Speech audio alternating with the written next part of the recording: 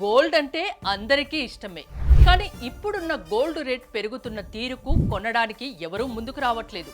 పండుగలు, పెళ్లిళ్ల సీజన్ ఉన్నా కూడా గోల్డ్ కొనుగోళ్లు మాత్రం అంతంత మాత్రమేనని చెబుతున్నారు వ్యాపారులు. అయితే కొత్త బంగారం కొనట్లేదు, కానీ పాత బంగారాన్ని అమ్మేసుకొని కొత్త నగలు చేయించుకోవడానికి ఎక్కువ మంది వస్తున్నారని చెప్తున్నారు గోల్డ్ వ్యాపారులు. అయితే పాత బంగారాన్ని అమ్మేటప్పుడు కొంచెం జాగ్రత్తగా ఉండాలి. ఎందుకంటే మోసం చేసే అవకాశం ఉంది. అరిగిపోయింది, తరుగుపోయింది, ఎక్స్ట్రా ఛార్జెస్ అని చాలా డబ్బులు లాగేసుకుంటున్నారు.